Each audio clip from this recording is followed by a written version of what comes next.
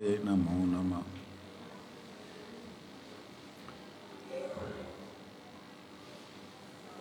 नमोऽयं विष्णुपादाय गुरुपृष्ठाय भूतले श्रीमते भक्तिवल्लभतीर्थगोस्वामिनामिने गुरुभिमानशून्याय गुरुमानि प्रचारिणे सुशान्ताय सुप्रसन्नाय गुरुदेवाय ते नमः। जीवेषु कोटिमातृवत् सुस्निग्धहृदयाय च सत्तीर्थसख्यछत्राय प्रणतार्थप्रदायिने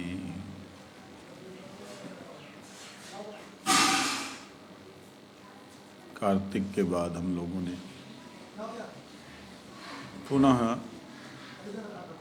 जैव धर्म को श्रवण करने के लिए सोचा था।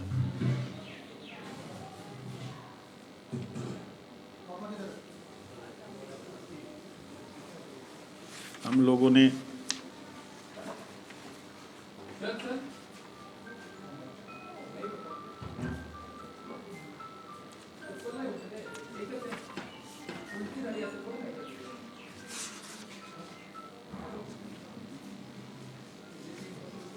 ग्यारहवें अध्याय तक किया था या 12वें तक किया था?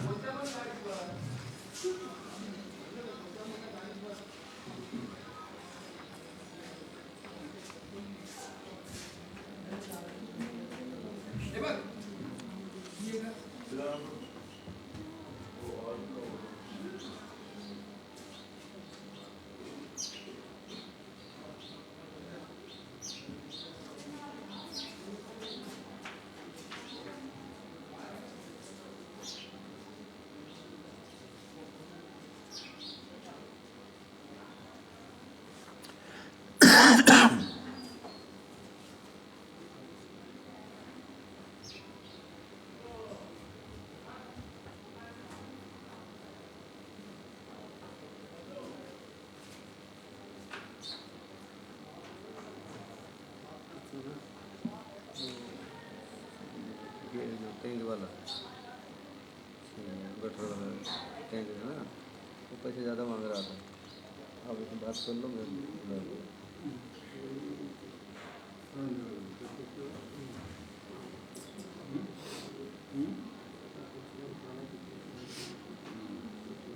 हम लोगों ने नित्य धर्म और साधन इसके बारे में श्रवण किया था और 12वें अध्याय को श्रवण किया था, जिसमें हमने न्याय पंचानन,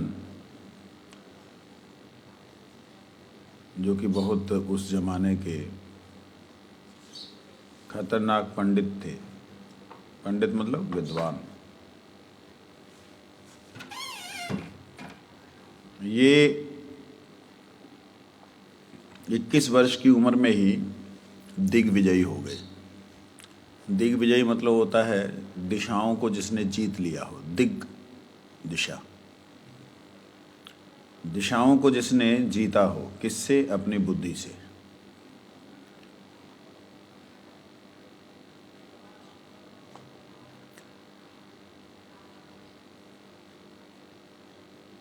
इनकी एक खासियत थी, ये किसी भी चीज़ को सीधा करके उल्टा करके, जो सीधा है उसको भी उल्टा, और उल्टे को भी सीधा करके बतलाते थे। वस्तु को नहीं,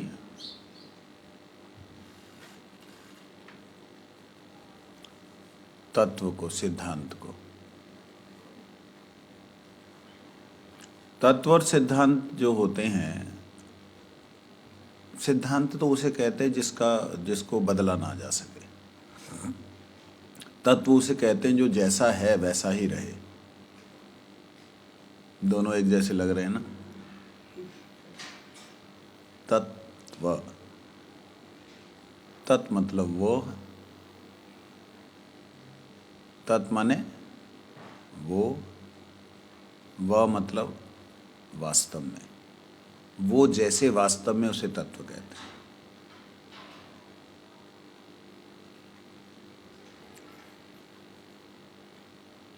सिद्धांत कहते हैं उसके विषय में जिस ज्ञान का और ऊपर ज्ञान ना हो, उसके विषय में कोई और ऊपर ना बता सके, वो होता है सिद्धांत।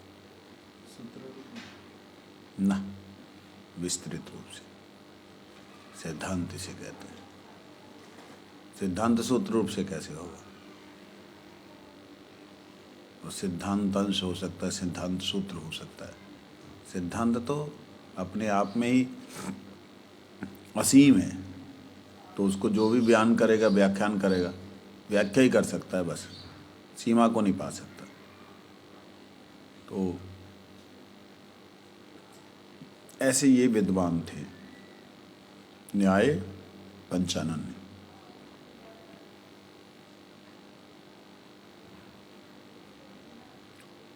कहते एक बार गंगा जी के किनारे बैठे बैठे इन्होंने गौतम ऋषि के जो 16 पदार्थ हैं उनका चिंतन करा। उसी समय एक न्याय शास्त्र के विद्यार्थी ने आकर पंचानन महाशय से प्रणाम किया और पूछने लगे, क्या आपने निमाई पंडित का नाम सुना है? पंडित मतलब स्कॉलर, विद्वान। क्या आपने निमाई पंडित जी का नाम सुना है? न्याय पंचानन। क्या? कौन निमाई पंडित?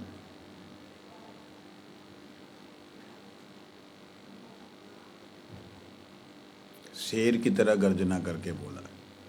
तब उसने बोला, न्याय पंडित का परमाणु खंडन सुना है? परमाणु को कोई खंडन कर सकता है? परमाणु मतलब परम अणु, तो परम अणु जो है उसको कोई खंडन कर सकता है? तो चैतन्य महाप्रभु ने परमाणु खंडन की बात की है। ये सुनकर के उसका माथा गर्म है। कौन निमाई पंडित? तब तुम उसकी बात कर रहे हो जो जगन्नाथ मिश्र का पुत्र है, उस निमाई पंडित की बात कर रहे हो? क्या है उसका, क्या ज्ञान है उसका? मतलब वो लोग विद्वान थे ना, उनके लिए तो महाप्रभु, हम लोग महाप्रभु भगवान बोल रहे हैं, उन लोग के लिए तो क्या है उसका ज्ञान? ट्रांसलेशन करते रहे साथ साथ।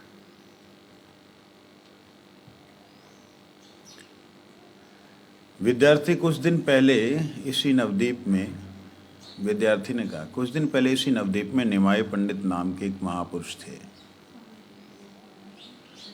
उन्होंने न्याय संबंधी अनेक नई नई फक्किकाओं की रचना कर, न्याय संबंधी, न्याय का मतलब मैंने बतलाया था एक बार, आपको याद होगा कि नहीं?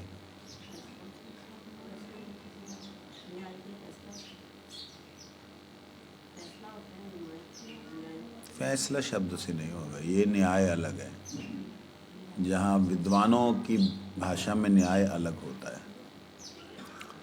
न्याय का मतलब किसी तत्व के बारे में, किसी वस्तु के बारे में इतना विश्लेषण कर दिया जाए, इतना विस्तार से उसको खोल दिया जाए, जहाँ पर फिर उसके लिए प्रश्न ना पैदा हो सके। समझे नहीं? नहीं समझे? सुन रहे हो, सो रहे हो? किसी वस्तु के बारे में, जैसे उदाहरण के लिए ये पेपर है, इसके विषय में अगर मैं बोलने लगूँ, क्या बोलूँगा? घास। कोई मानेगा इसे घास? लेकिन घास है, उसको सिद्ध करूँगा। सिद्ध करने के बाद मैं उसे कहूँगा नहीं मट्टी, कोई मानेगा उसे? नहीं मानेगा। लेकिन घास मट्टी से हुआ है। मैं मट्टी को हटा दूँगा, बोलूँगा नहीं अग्नि, क्या कोई मानेगा उसे? नहीं मानेगा। लेकिन उस अग्नि को सिद्ध करूँगा। ऐसे करते करते करते मैं उसको अगर बोलूँगा शून्य है, नहीं है, तो क्या कोई मानेगा? पेपर होने पे भी नहीं है। पेपर है और उसके एक तत्व से जहाँ से पैदा हुआ, उसके पीछे वाले से, उसके पीछे वाले से, उसके पीछे वाले, ऐसे करते करते मूल तत्व पे जा कर के अगर मैं कहूँ ये शून्य है, नहीं है, तो कोई उसे मानेगा? जब मैं उसे सिद्ध करूँगा तो मानेगा ना। फिर उसको बोलूँगा मूर्ख है क्या? क्या ये शून्य दिखाई देता है तेरे को? इसको बोलते फक्की का। वापिस उसी को फिर स्थापन करना, जिसका खुद खंडन किया उसको फिर स्थापन करना, इसको बोलते फक्की का न्याय।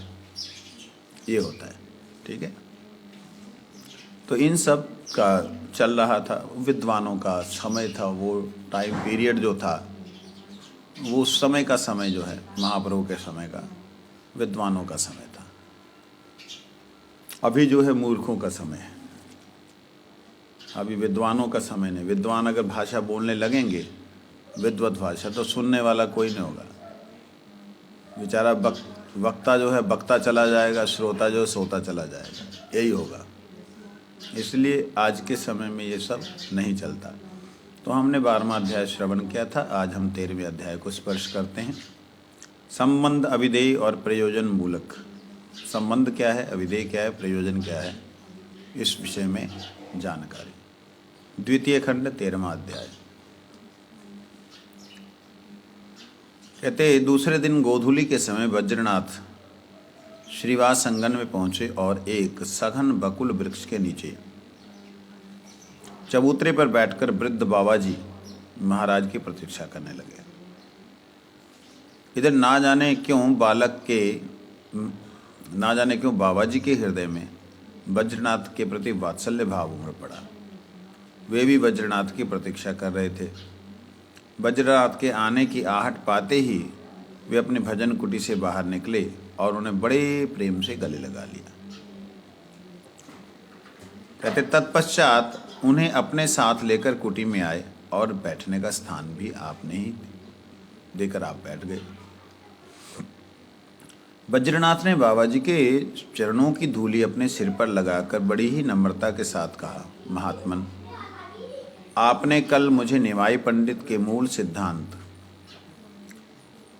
दशमूल तत्व की शिक्षा देने के लिए कहा था। कृपया मुझे उसकी शिक्षा प्रदान करें। ये वज्रनाथ जी जो हैं, कौन है वज्रनाथ जी? न्याय पंचानन। वो न्याय पंचानन का नाम वज्रनाथ हो गया, किस लिए हुआ? वो न्याय पंचानन तो उपाधि इसलिए। वज्रनाथ जी न्याय पंचानन।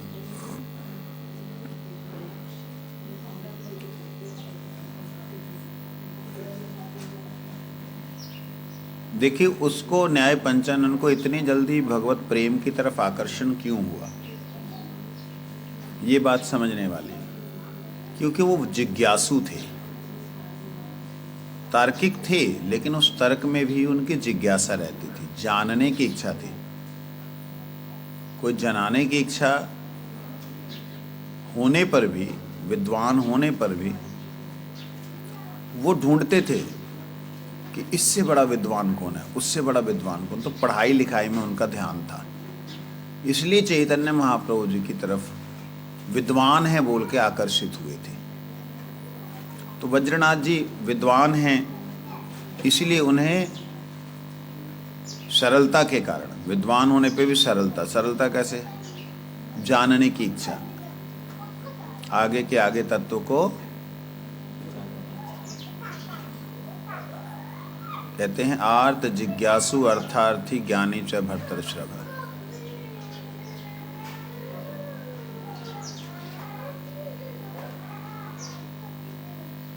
आर्त बड़ा ही पीड़ामय, बड़ा ही कष्टमय जिसका जीवन हो, अगर वह सुकृतिशाली है, अगर उसके कर्म भक्ति मूलक हैं, तो वह जीव कभी ना कभी भगवान की शरण में आ जाएगा। अगर शुद्ध सुकृति है तो वो बड़ी जल्दी आ जाएगा, शुद्ध सुकृति नहीं है तो समय लगेगा। ऐसे ही जिज्ञासु है। जिज्ञासु का मतलब होता है जिसके अंदर जानने की ललक है। जैसे अभी मैंने इस पेपर के बारे में बतलाया कि ये पेपर जो है शून्य से हुआ है। क्या ये पेपर शून्य से हुआ है?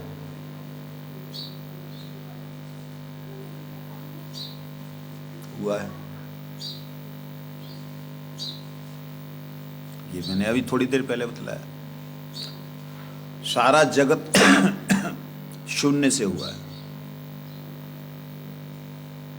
पहले कुछ नहीं था, बाद में सब कुछ हुआ। वो शून्य क्या है, उसका विश्लेषण जब करेंगे तब आएगा शब्द ब्रह्म। क्या आएगा? शब्द ब्रह्म। भगवान के नाद से, भगवान के शब्द से संपूर्ण जगत की उत्पत्ति हुई। ये बात साधारण किताब पढ़ने वाला व्यक्ति नहीं सोच सकता कि वो उसके पीछे, किताब के पीछे पेपर है, पेपर के काली लगी है, नीला रंग है, पेपर के पीछे ये रंग कहाँ से आया, अग्नि से आया, ये पेपर कहाँ से आया। ये जिज्ञासा, एक के बाद एक तत्व की जिज्ञासा करने वाला व्यक्ति अगर सुकृतिशाली है तो भगवान की शरण में जाएगा ही जाएगा। अगर सुकृतिशाली नहीं है, ऐसे जिज्ञासु है, तो संसार के अंदर भटकता रहेगा, मगर संसार के बारे में बहुत विद्वान होगा। जैसे न्यूटन वगैरह, वो जो डार्विन तो मतलब उसका सिद्धांत तो पूरा माना ही नहीं गया, शायद न्यूटन का भी नहीं माना गया, लेकिन फिर भी जिन्हें विद्वान लोग समझते हैं। जिन मूर्खों ने हमें ये बताया कि हमारी जो सिविलाइजेशन है वो 5000 साल से 6000 साल पुरानी है, जिन विद्वानों ने हमें ये बताया कि 5-6 हजार साल पुरानी सिविलाइजेशन है, मतलब ये मनुष्यों की सभ्यता। अब उन्हें विद्वान कहें या मूर्ख कहें, उनको मिला डायनासोर। डायनासोर को देखने के बाद उन्होंने कहा कि अरबों साल पुराना है डायनासोर का जीवांश। अरे मूर्खो, अरबों साल पहले एक छिपकली इतनी बड़ी थी तो मनुष्य नहीं रहा होगा? वो भी तो रह सकता है। नहीं, तुम्हारी बुद्धि काम नहीं करती इसका मतलब नहीं था। हमारे शास्त्र बोलते हैं कि लाखों करोड़ों साल पहले की सृष्टि है। लाखों करोड़ों साल पहले की सृष्टि ऋषियों ने हमारे कहा। तुम्हारे पास में है नहीं उसका कोई प्रमाण, इसका मतलब है ही नहीं, कुछ था ही नहीं। इस दीवाल के पीछे गिरिराज जी का पर्वत है, तुम्हें नहीं दिख रहा तो नहीं है क्या? है। दर्शन करने का एक योग्यता चाहिए। तो इसी प्रकार से जो व्यक्ति सुकृतिशाली होते हैं, अगर वो जिज्ञासु हैं तो डेफिनेटली भगवान की शरण में आएंगे। तो ये सुकृतिशाली थे, तार्किक थे, भयंकर तार्किक थे, लेकिन महाप्रभु के शरण में आए। और देखिए कैसे मिले इतने विद्वान। वो जो बाबा जी महाराज के दर्शन करने के लिए आए, बाबा जी महाराजों ने बड़े प्यार से गले लगाया कि एक अच्छा जिज्ञासु है। उसको अंदर ले जाके बैठाया, आसन दिया, बैठाया। अब उन्होंने हाथ जोड़ के बोला कि मुझे निमाई पंडित के जो दशमूल सिद्धांत है, मूल सिद्धांत, निमाई पंडित चैतन्य महाप्रभु का मूल सिद्धांत जो है वो मुझे कृपया करके बताइए। तब बद्रीनाथ जी के इस प्रकार सुंदर प्रश्न को सुनकर बाबा जी बड़े प्रसन्न हुए और बड़े प्रेम से बोले, बेटा मैं तुम्हें पहले दशमूल का सूत्र श्लोक बता रहा हूँ। इस श्लोक में दशमूल के 10 तत्वों का सूत्र के रूप में वर्णन है, निरूपण किया गया है।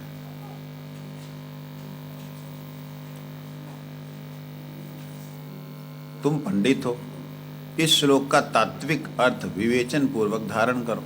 तुम तो पंडित हो, विद्वान हो, जो मैं श्लोक बोलने जा रहा हूँ उसको सुन करके तुम समझ लोगे। क्या कहते हो? आम्नाय प्राह तत्वं हरि हरिमिह परमं सर्वशक्तिं रसाब्धिं तद्भिन्नंश्च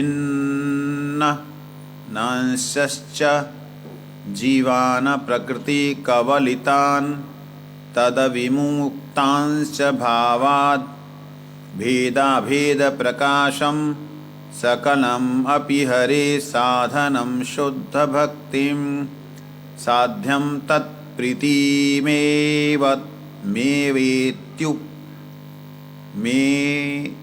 मेव इति उपदिशति जनान् गौरचंद्र स्वयं सा। समझ आ गया तुम्हें? बोले नहीं, क्योंकि विद्वान व्यक्ति है सामने वाला, एक सभ्यता के साथ बात करनी होती है, हमारी तरह थोड़ी है। समझ आया तेरे को? समझ आया? समझ आया मेरा जी? हर 2 लाइन के बाद ये रहता है नहीं, जो विद्वान होते हैं वो विद्वानों जैसी भाषा बोलते हैं। तो यहाँ पे कहते हैं अर्थात गुरु परंपरा द्वारा प्राप्त वेद वाणियों को आमनाय कहते हैं। आमनाय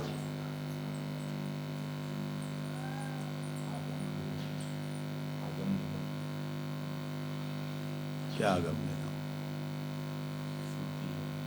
हाँ,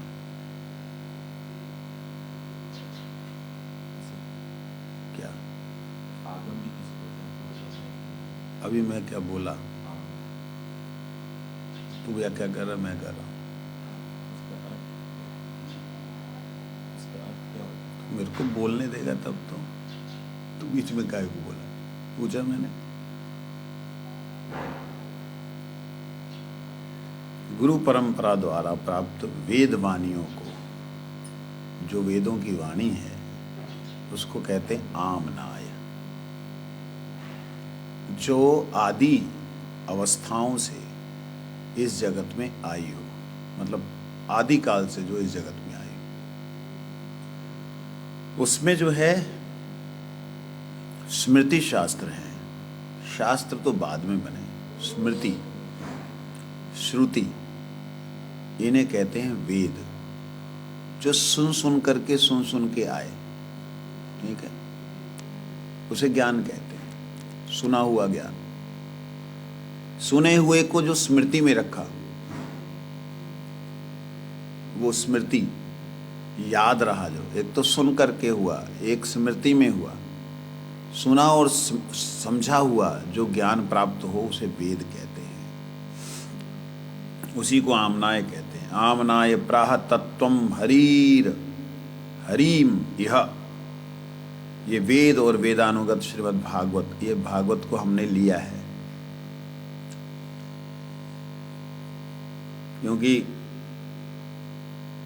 स्मृति शास्त्र तथा वेदानुगत जो प्रत्यक्ष वाद है, प्रत्यक्ष आदि शास्त्र हैं, उनको ही केवल मात्र प्रमाण माना गया है। ध्यान दीजिएगा, ये समझ में आपकी नहीं आई होंगी 2 लाइनें। हम लोगों ने गुरु परंपरा से क्या प्राप्त किया? महामंत्र। क्या है? हरे कृष्ण हरे राम। क्या है इसमें? कुछ तो दिखता नहीं। हरे कृष्ण राम 3 शब्द है, लेकिन ये हरे कृष्ण 2 बार बोला गया।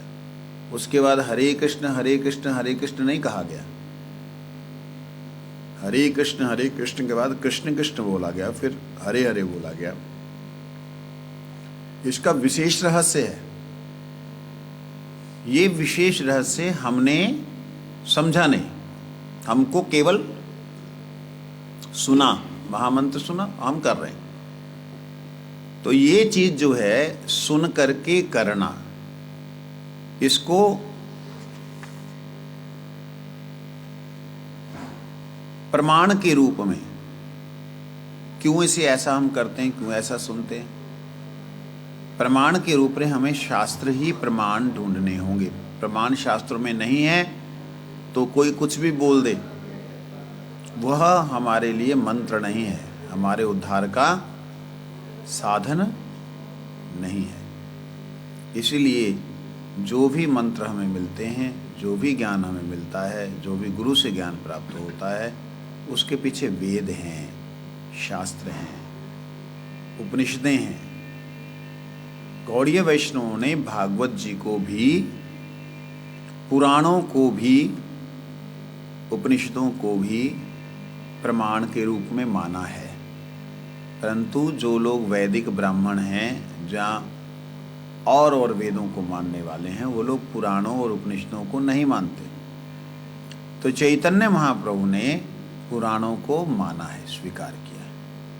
तो चैतन्य महाप्रभु के बारे में पूछा ना कि निमाई पंडित का सिद्धांत बताइए, तो यहाँ पे आमनाय बोलने का मतलब केवल मात्र स्मृति और श्रुति ही नहीं, इतिहास और पुराण को भी प्रमाण के रूप में स्वीकार किया है। किन्होंने किन्होंने किन्होंने किया? बोलो फटाफट। चैतन्य गौड़ीय मठ नहीं, चैतन्य महाप्रभु ने। क्योंकि वेद, पुराण, स्मृति, ये सारे शास्त्र ऋषियों की वाणी है, तो फिर एक दूसरे के विरुद्ध क्यों है? जैसे अग्नि पुराण उठाइए, तो अग्नि पुराण में जो सृष्टि है, सारी सृष्टि किससे हुई? अग्नि से हुई। वायु पुराण में उठाइए, वायु पुराण में सृष्टि किससे हुई? वायु से हुई। सूर्य पुराण उठाइए, उससे सारी सृष्टि किससे हुई? सूर्य से हुई। तो ये सारा तो गड़बड़ घोटाला लग रहा है। जो जिस भी देवता को मानता है, उसी देवता से सृष्टि हुई, तो ये तो प्रमाण नहीं हो सकते जी। ये सारे के सारे प्रमाण हैं। कैसे उनसे सृष्टि हुई है, उनके पीछे कौन सा कारण है, इस बात को ना समझने के कारण कई लोग अज्ञानता के कारण देवी को ही सारी सृष्टि का कारण, किसी देवता को ही, गणपति में गणपति को ही सारी सृष्टि का मूल कारण बताते हैं। हेलो, ध्यान से श्रवण करें। चेहरा देखोगे नहीं तो कैसे समझ आएगा क्या बोल रहा हूं मैं? समझ आ रहा है कुछ? क्या बोला? 2 लाइन बताओ।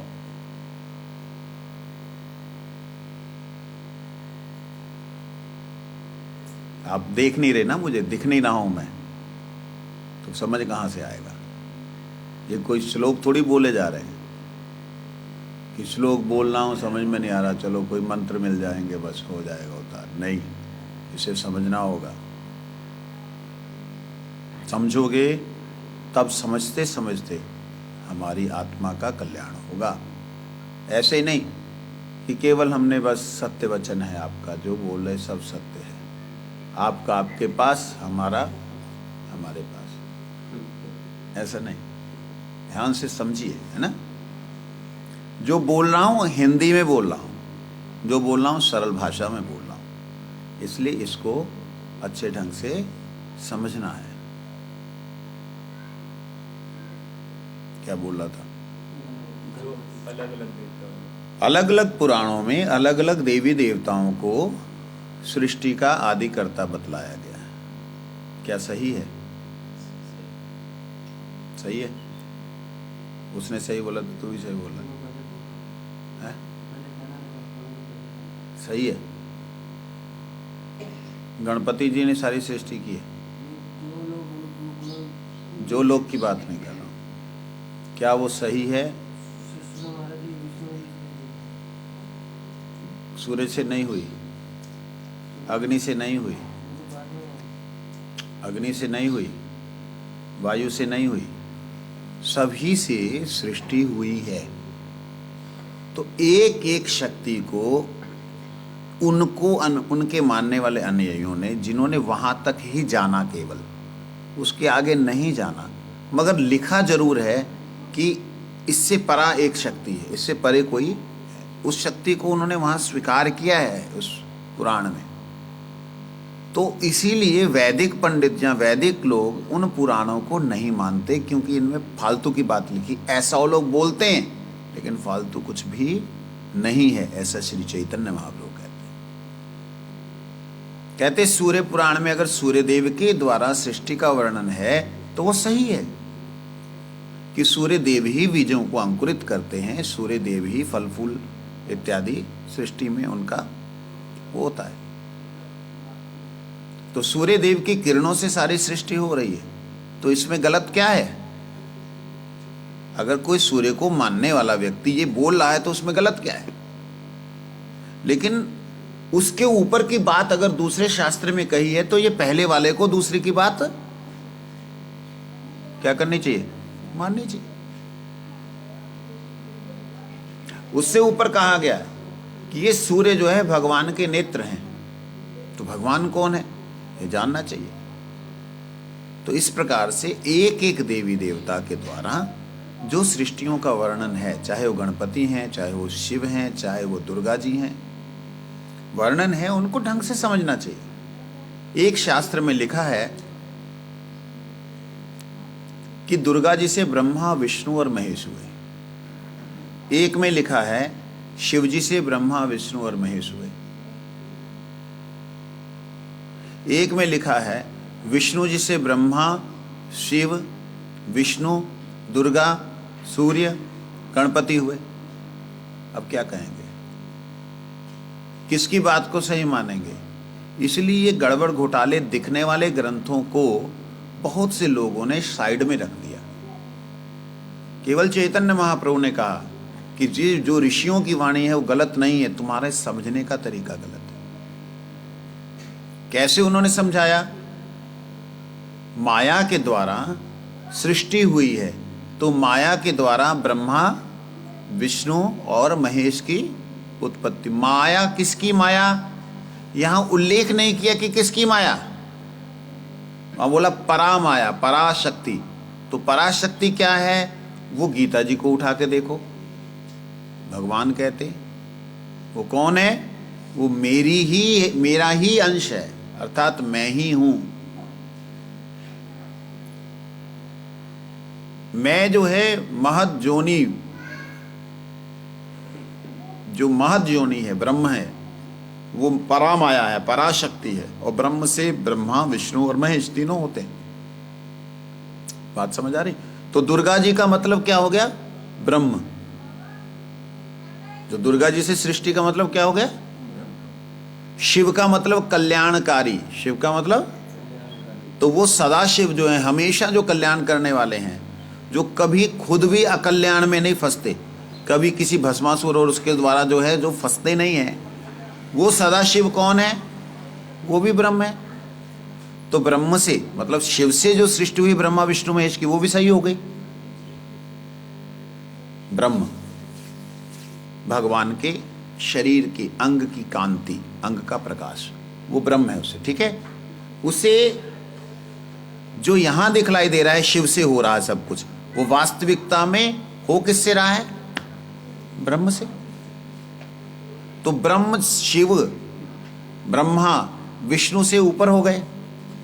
अब उस ब्रह्म के बारे में जब चिंतन करते तो बड़े बड़े वैदिक ब्राह्मण लोग, बड़े बड़े विद्वान महापुरुष लोग कहते हैं जिसकी भी उपासना करो अंत में सबने ब्रह्म में ही विलीन हो जाना। ऐसा बोलने वाले लोग, उनको जब गीता पढ़ने का मौका मिलता है तब वह भगवान कहते ब्रह्मणो ही प्रतिष्ठा अहम, मैं ब्रह्म की प्रतिष्ठा हूं, ब्रह्म मेरे से है। ब्रह्म किससे है? मतलब क्या? भगवान के दिव्य स्वरूप का प्रकाश जो है उसे कहते हैं ब्रह्म। समझ आया? तो मूल सृष्टि किसकी हो गई? भगवान जी की।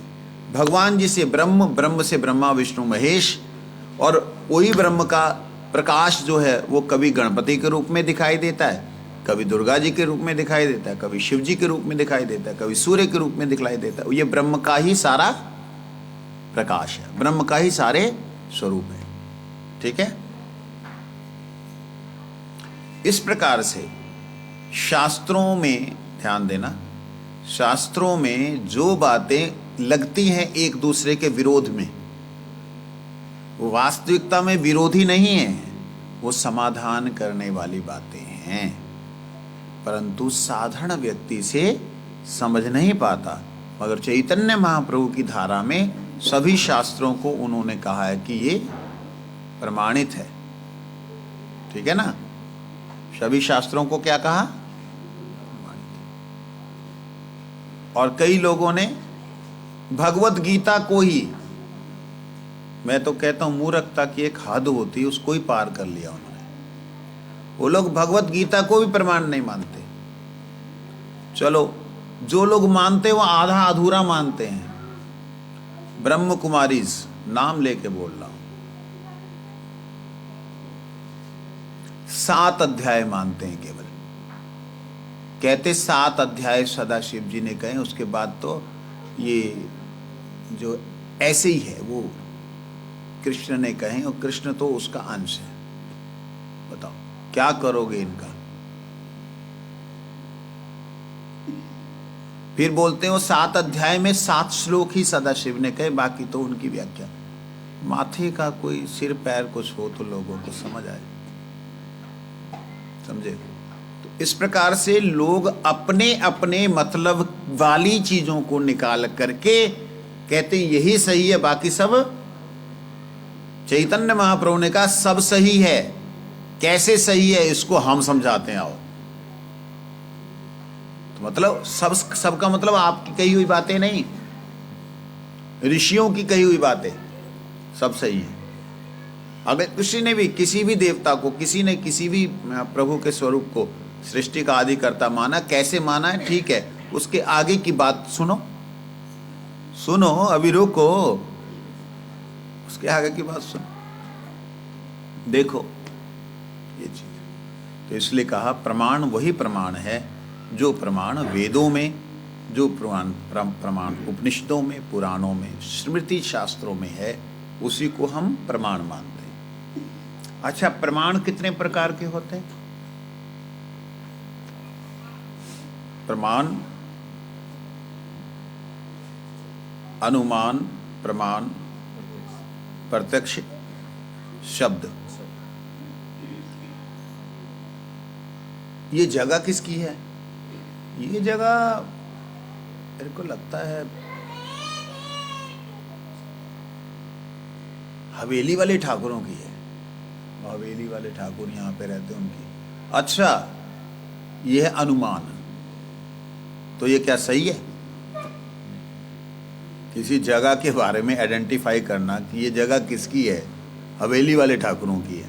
अब हवेली वाले ठाकुरों ने किसी को बेच दी, नहीं बेच दी, उसका क्या वो इसको अनुमान करना उचित है? अनुमान को क्या प्रमाण माना जाएगा? अनुमान, उसके बाद प्रत्यक्ष,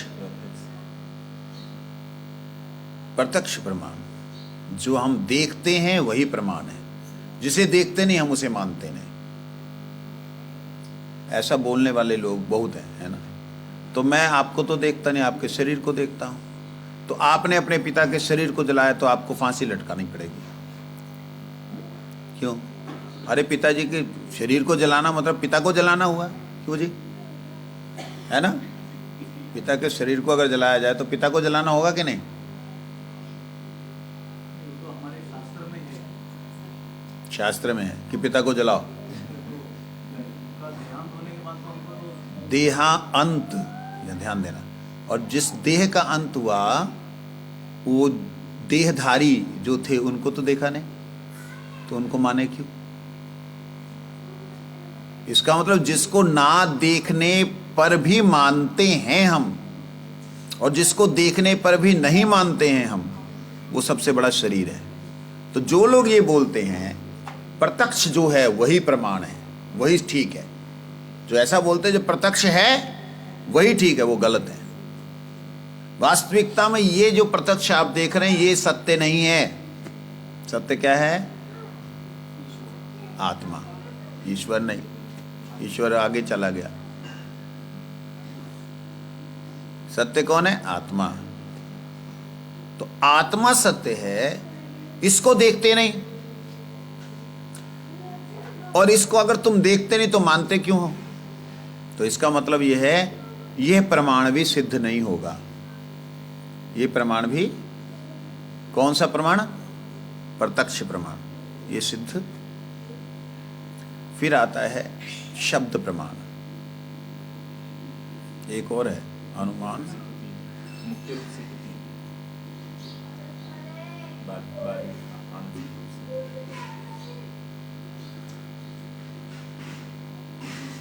तो एक है शब्द प्रमाण।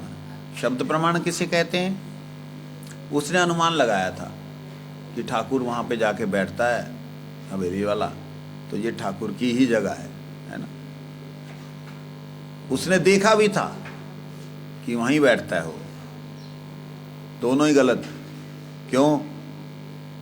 जब उस जगह को खरीदने के लिए आगे बढ़ा तो देखा भाई ठाकुर साहब ये जगह भैया तो मेरी नहीं है। कहते तुम्हारी नहीं, तुम तो रोज बैठते हो।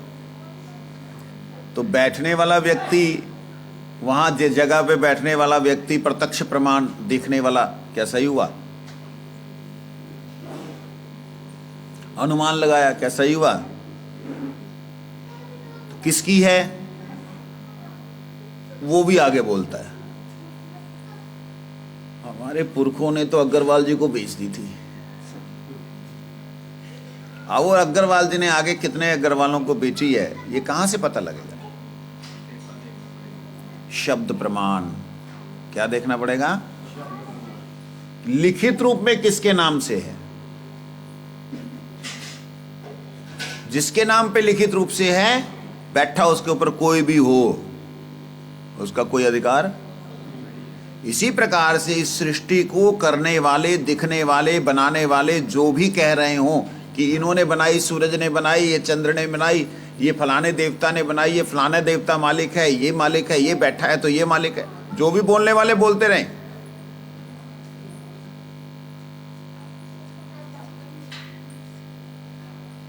मेरे को ना इरिटेशन होती है जब कोई व्यक्ति मुझे नहीं देखता बोलते हुए।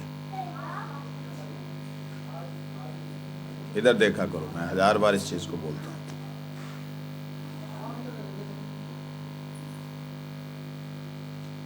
तो प्रमाण क्या हुआ? सत्य क्या हुआ? सत्य हुआ उसमें जो लिखा है किसके नाम पे है। तो इस प्रकार से मेरी भावना साईं रब है, साईं राम। मर जाओ साईं नाम बोलने वाले। अरे आज से लगभग 70-80 साल पहले ये जब सारागढ़ी का युद्ध हुआ ना, इस बात को समझ लो ध्यान से। जब सारागढ़ी का युद्ध हुआ था, वो अंतिम युद्ध था मुसलमानों से। सिखों ने लड़ा था। कितने थे वो सिख? 21 सिख। उन्होंने लड़ा था। उस समय अंग्रेजों ने सहायता की थी। तो अंग्रेजों की सहायता के बाद मुसलमान रुक गए थे। मुगल लोगों ने आना मतलब उत्पात करना खत्म कर दिया था, रोक दिया था। उसके बाद इन लोगों ने सोचा है गजवाए हिंद कैसे सिद्ध होगा।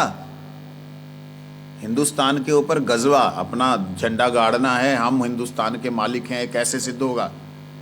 एक काम करो, ये धर्म भीरू हैं, धर्म की ही आड़ में है, धर्म की शक्ति लेके तो धर्म को नाश करो। कैसे करेंगे? इनके मंदिरों के आगे बैरागी बन के बैठ जाओ, भीख मांगो। बैरागी बन के मंदिरों के आगे बैठना शुरू हुए। जो आते बाबा आशीर्वाद दो, हाँ बेटा तेरा काम हो जाएगा, चिंता ना कर, सबका मालिक, श्रद्धा रख, सब्र रख, तेरा काम हो जाएगा। ऐसे बोलना शुरू किया। केवल इसने नहीं, ऐसे बहुत लोग थे जिन्होंने धर्म के अंदर प्रवेश करके धर्म का नाश किया। तो ऐसा कोई भी कुछ भी बोलने वाला, किसी के पास भी थोड़ी शक्ति, उसी को परमात्मा मानने वाला है। तांत्रिकों का, अब कोई एक्टर है तो एक्टर का भगवान बन गया, कोई क्रिकेटर है तो क्रिकेटर का भगवान बन गया। आजकल ऐसे ही चल रहा है ना। तो इस प्रकार से जो लोग इस संसार में अपने अपने जगह पे बैठ करके अपना अपना कुछ वैभव प्रकाश करते हैं, उनको भगवान नहीं बोला जा सकता। उनको मालिक, मालिक कौन है? प्रमाण। प्रमाण क्या है? पुराण। अरे पुराण में 10 स्वरूप है, ठीक है। उपनिषद, पुराणों के ऊपर उपनिषद। अरे उपनिषदों में भी 1000 तरह की बात है। उपनिषदों में, उपनिषदों की शायद भगवत गीता, हाँ भगवत गीता ठीक है, लेकिन कृष्ण ने अपनी महिमा बोली। चलो फिर वेद, तो अंतिम में वेद प्रमाण पुराण है, मतलब वेद प्रमाण ही प्रमाण है।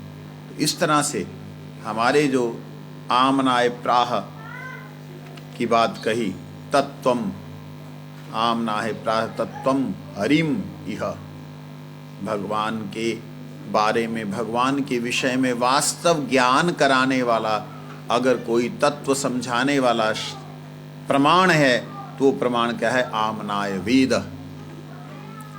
और वेदानुगत, वेद के अनुसार, अनुगत मतलब उनके अनुसार चलने वाले, वेदानुगत जो शास्त्र हैं, पुराण हैं, उनको हम प्रमाण मानते हैं। किसी ने लिख दिया कि भाई ये भगवान वो भगवान, बड़ा सुंदर एक ने बोला था, हमारे एक मित्र हैं मोदी नगर में, भट्ट जी, वो आचार्य हैं, सिखाते हैं, संस्कृत थोड़ी सिखाते हैं और गाना गुना सिखाते हैं। उनके पास आया कि भी मेरा तो जो है साईं की कृपा से ये काम हुआ, वो हुआ, वो हुआ। वो हमेशा साईं की महिमा बोलता है। ये भी बेचारे कहते चल ठीक है, कहीं लगा हुआ है, बार बार बोलता। तो उन्होंने बोला देखो, सारे भगवान की कृपा से ही सब शक्तिमान है, जिनके जो भी कुछ देते हैं भगवान की कृपा से देते हैं। कहता नहीं नहीं, साईं सबसे ऊंचा। तब उनके दिमाग, उनको गुस्सा आ गया। कहते ठीक है बेटा, एक काम कर, मेरे पे तो तेरी श्रद्धा। कहते आप तो गुरुजी सच्ची, आप तो साईं का ही रूप हो। तो उसने बोला तू मेरे को मानता है ना? हाँ मानता हूं। कहते एक काम मेरी इच्छा के अनुसार कर, उसमें कुछ गड़बड़ी मत करना। आप बोलो, तू बोलता है ना ओम साईं राम, ओम नहीं बोलना, राम नहीं बोलना, सिर्फ साईं साईं बोलना है। जा कर बेटा, ठीक है। वो बड़ा श्रद्धालु था, हो गया साईं साईं साईं साईं साईं साईं करते उसका दिमाग फटने लगा, साईं साईं होने लगा दिमाग में कि ये क्या हो गया। छठे दिन आया, कहते गुरुजी वो तो मेरा दिमाग खराब हो गया। कहते बेटा क्यों, क्या हुआ? साईं तो सर्वशक्तिमान है, साईं की कृपा से सब होता है, तो साईं को बोलने में क्या प्रॉब्लम होगी बेटा, क्या हो गया? कहते मेरा तो सिर फटने को हो रहा है, सिर बड़ा दर्द कर रहा है। कहते बेटा अगर ओम और राम ना हो ना तो साईं का साईं निकल जाए, वही निकल रहा है। तब उन्होंने समझाया कि ये भगवान के नाम के कारण तेरा कार्य सिद्ध हुआ है। राम नाम है, उसमें प्रणव है, ओम है, इसलिए तेरा कार्य सिद्ध हुआ, ना कि साईं से हुआ। साईं से होता तो तेरा काम सिद्ध हो जाता है। तब उसकी खोपड़ी काम के, तब भगवान की भक्ति में आया हो। इस प्रकार से लोगों को समझना चाहिए। आप राम राम राम राम राम करें, आपको आराम आराम आराम ही आराम आएगा। कृष्ण कृष्ण करें तो आपके जिह्वा में भगवान का नाम नृत्य करेगा। इसमें कहीं ओम लगाएं या ना लगाएं, है ना। तो भैया तुम्हें कह रहा हूं साईं भक्तों, ध्यान से सुनो कि अगर तुम वास्तविकता में उसके भक्त हो तो साईं साईं साईं करो। देखो साईं साईं ना होने लग जाए तो मेरा नाम बदल देना। ये मूर्ख लोग हैं। इस प्रकार से कोई शाह, पता नहीं कह रहा मुर्दा शाह, ते पता नहीं किड़े किड़े शाह, लाडी शाह, फाडी शाह, पता नहीं किड़े किड़े शाहां दे चक्करां च पए हुए ने। जो सुल्फेबाज, जो दारूबाज, जो नशेड़ी। होता क्या है, मेरे को एक, मैं निंदा आज कर रहा हूं थोड़ी सी।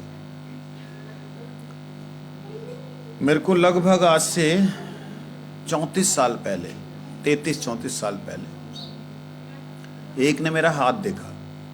उसने कहा भगवान दास तू भगवान बन जाएगा। मैंने कहा मैं दास हूँ, दास ही रहूँगा। और सुन, तू भगवान की तरह पूजा जाएगा। मैं क्या, मैं दास की तरह रहूँगा, दास की तरह ही रहूँगा। कहते तू मेरी बात तो सुन ले नलायक। पिताजी की उम्र के थे। मैं चलो बोलो, सुन, तेरे पास जो आए उसे 2 बातें कहना, कोई बात नहीं, काम बन जाएगा। श्रद्धा रखो, ध्यान करना, मतलब ध्यान करना, काम बन जाएगा। थोड़ा सब्र रखना।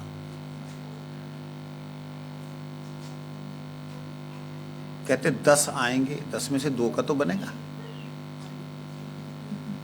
और जो 2 आएंगे उनको बोलना बेटा तेरा हो गया, अब 10 को और बताओ, 10 को और लेके आओ, औरों का कल्याण करो, सबका करो। और जो तुम्हारे पास आए मेरा काम नहीं बना, उसको बोलना तेरी श्रद्धा में कमी थी। बेटा तूने वो ठीक निर्मल बाबे वाला काम जो है ना, उन्होंने मेरे को बताया, मेरे को उन्होंने बताया वैसा। मैंने कहा देखो मेरे जीवन में ये तो हो ही नहीं सकता, मैं सत्य पे चलने वाला व्यक्ति हूं, जो प्राप्ति होगी सत्य की ही होगी। और रही बात ऐसे जो करेंगे उनको और उल्टा मारूंगा मैं। उस वक्त मैं थोड़ा एग्रेसिव था, मतलब अब तो बहुत शांत हो गया, अब तो मैं बात ही नहीं करता को कितने सालों बाद बात की। तो ये कहने का मेरा मतलब है ये सब प्रमाणिक नहीं है, ये सब दूसरे की जमीन पे बैठ करके अड्डा मारने वाले लोग हैं। जैसे मैंने बताया था ना शुरू में, हवेली वाले ठाकुर, जगह उसकी नहीं है, जगह मधुसूदन महाराज की है।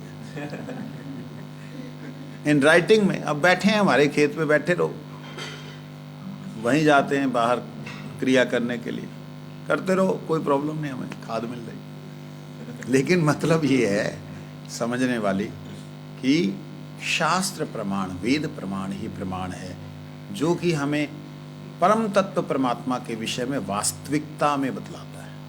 तो इस विषय पे कल को आगे चर्चा करेंगे। प्रश्न